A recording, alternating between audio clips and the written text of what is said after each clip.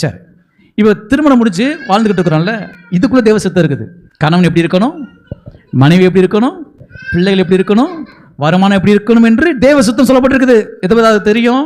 தேவ சித்தம் தெரியுமா? எப்பவுமே இந்த குடும்பத்தில், சபைக்குள்ள குடும்பத்தை பற்றி ரொம்ப பேசுவேன். மனைவி, கணவன், பிள்ளைகள், உறவுகள், அது எப்பவுமே எப்படி இருக்கணும்? ரொம்ப ஸ்ட்ராங்கா இருக்கணும். ஒரு அமைச்சங்க பார்க்கலாம். இந்த இடத்துல பொதுவான தேவ சித்தம் இருக்குது.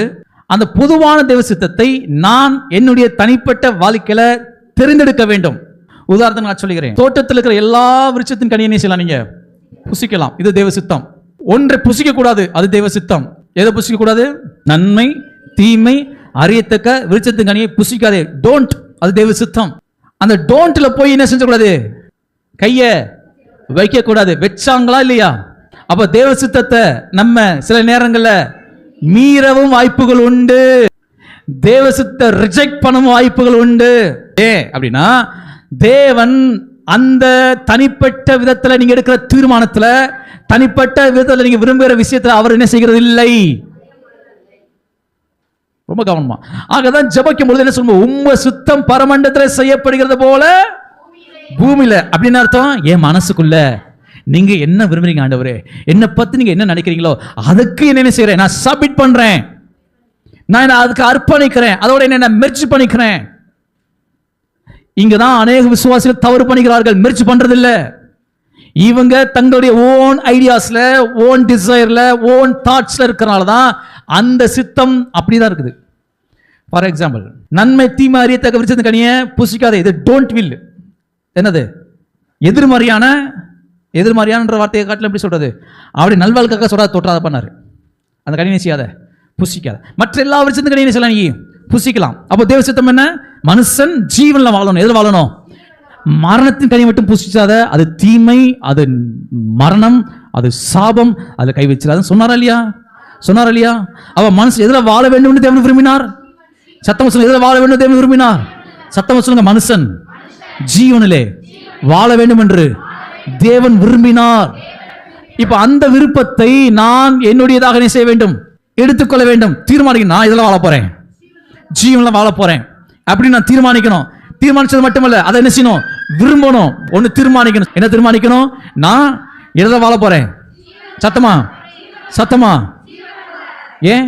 அதவழிய சித்தம், நான் ஜீவன்ல தான் வாழ வேண்டும் எப்படி என்று தேவன் விரும்புகிறார். அந்த சித்தை வாழ்க்கையில நிறைவேறட்டும் என்று நான் தீர்மானிக்கணும். தீர்மானிச்சோட நிப்பாட்டக்கூடாது, விரும்பணும். சொல்லுங்க, விரும்பணும் அப்படின்ற இடத்துல என்ன அர்த்தம்னா, இமேஜின் பண்ணணும். அதை இமேஜின். இப்பவுமே டிசைருக்கும் இமேஜினுக்கும் ரொம்ப கனெக்ஷன் இருக்கும். நீங்க எதை விரும்புறீங்களோ அதை பண்ணிக்கிட்டே இருப்பீங்க, நினைச்சிட்டே இருப்பீங்க. நீங்க எதை விரும்புறீங்களோ அதை சத்தமா சொல்லுங்க. நான் எதை நினைக்கிறேனோ, சரி, நான் எதை விரும்புறேனோ அதை நினச்சிட்டே இருப்போம் இல்லையா? ஒரு ட்ரெஸ் வாங்கணுன்ட்டு விரும்பிட்டீங்க அப்படின்னா சரிதானே? நினச்சி தானே இருக்கீங்க. ஒரு கார் வாங்கணும்னு ஆசைப்பட்டுட்டீங்க, அப்புறம் அதை நினச்சிட்டே இருப்பீங்க. வீடு கட்டுன்னு ஆசை, எல்லா வீடும் பார்க்கும் பொழுது இந்த மாதிரி இப்படி இந்த மாதிரி தோட்டம் இருக்கணும், அப்படி இருக்கணும், அதுதானே அது நினச்சிக்கிட்டே இருக்கிறது. ஒன்று விரும்பி வச்சிங்க, அதை பற்றி என்ன செஞ்சுக்கிறீங்க? நினச்சிக்கிட்டே இருக்கீங்க. அது எந்த வீடை பார்த்தாலும் இந்த மாதிரி இருக்கலாமே, அந்த மாதிரி இருக்கலாமே. அதே தான் தேவசித்தம். தேவசித்தத்தை நீங்கள் தீர்மானிச்சிட்டீங்க அப்படின்னா அதை விரும்பணும். விருப்பம் வந்துட்டாலே என்ன வந்துடும்? உள்ள ஒரு இமேஜின் வந்துடும், ஒரு கனவு வந்துடும். அதை பற்றியே நினச்சிட்டே இருப்பீங்க. ஒரு ஆமென். அப்படின்னு ஒரு பக்கம். இப்போ ஒருவேளை தேவ சித்தத்தை நீங்க அறிந்தும் அதை நீங்க தீர்மானிக்கல அப்படின்னா நோரில் கை வச்சிருவீங்க. நன்மை தீமை அறியத்தக்க விருட்சத்தில் கர்த்தர் கை வைக்க சொன்னாரா? என்ன சொன்னாரு? புசிக்காதனாரு. இப்ப தீர்மானிச்சது யாரு? ஆதமும் ஏவாளும் நன்மை தீமை அறியத்தக்க கனியை செஞ்சாங்க, புசித்தார்கள். தீர்மானிச்சது யாரு? பேசுங்க, தயவு செய்து பேசுங்க. தீர்மானிச்சது யாரு? சத்தமா சொல்லுங்க, பின்னாடி சொல்லுங்க. யார் தீர்மானிச்சது? ஆதாம் எவ்வளவு தீர்மானிச்சு. விரும்பினது யாரு? ஆதாம் எவ்வளவு விரும்பினாங்க. அதை நினைச்சிட்டே இருந்தது யாரு? அவங்க தான் நினைச்சாங்க. இப்போ புரியுதுங்களா உங்களுக்கு? புரியுதா உங்களுக்கு? எதை வேண்டாம் என்று தேவன் சொன்னாரோ அதை மனுஷன் நினைச்சு தீர்மானிச்சு விரும்பி கை வச்சான் பாருங்க, கர்த்தர் தடுக்கல. ரொம்ப மிக முக்கியமான பாயிண்ட். நீங்க தீமை செய்ய நினைச்சு தீமை செய்ய தீர்மானிச்சு அதுல போனா கூட கர்த்தர் தடுக்க மாட்டார். இந்த சொல்லுவாங்க இல்லையா, தேவ சித்தம் என்னன்னு எனக்கு தெரியல அப்படி சொல்லி சொல்லி எதை போயிடுவாங்க, தீமையான காரியத்தில் கை வச்சிருவாங்க. அதில் கை சொல்லுவாங்க, அப்போ கர்த்தர் என்னை தடுத்துருக்கலாம்ல, கர்த்தர் ஊழியக்காரர்கிட்ட பேசியிருக்கலாம்ல. நோ, தேவ சித்தம் என்ன? மனுஷன் ஜீவனில் வாழணும், நன்மையில் வாழணும், ஆசீர்வாதத்தில் வாழணும். ஆனால் எதில் கை வச்சிட்டான்?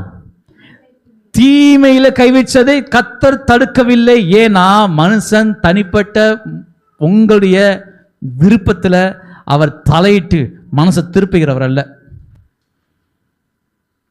நான் சொல்ல போறீங்களா உங்களுக்கு? உங்க விருப்பம் இருக்கு இல்லையா, உங்களுக்கு சுய விருப்பம் இருக்கு இல்லையா, உங்களுக்குள்ள சுய தீர்மானம் இருக்கு இல்லையா, அதெல்லாம் வெயிட் பண்றாரு. இப்போ ஆதாம் ஏவாளும் தேவ சித்தத்துக்கு எதிர்மறையான ஒரு நிலையை எடுத்து தீர்மானிச்சு நன்மை தீமை அறியத்தக்க விருட்சத்தின் கனியை புசித்தார்கள். இப்படி புசிச்சதுனால ஒரு மிக முக்கியமான பாயிண்ட் சொல்றேன். இப்படி புசிச்சு தேவனை விட்டு விலகி போனாலும் இந்த பிரமாணம் இருக்குல்ல, இந்த பிரமாணம் மனுஷன் ஜீவனில் வாழ வேண்டும் என்ற தேவ சித்தம் மாறவில்லை. இவன் மாறிட்டான், இவன் தப்பான தீர்மானிச்சான், இவன் தப்பான விரும்பி அதை போயிட்டான். ஆனாலும் தேவன் தம்முடைய சித்தத்தை மாற்றவில்லை. ஆகத்தான் சொல்றேன், கர்த்தர் ரொம்ப ரொம்ப ரொம்ப நல்லவர். நான் மாறிட்டாலும் அவர் மாறல.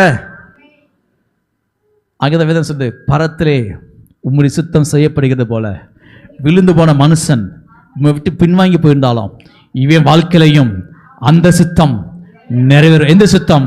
மனுஷன் ஜீவனில் வாழ வேண்டும், மனுஷன் நன்மையில வாழ வேண்டும், மனுஷன் ஆசீர்வாதத்தில் வாழ வேண்டும் என்ற தேவனுடைய அந்த பொதுவான சித்தம் மாறவில்லை.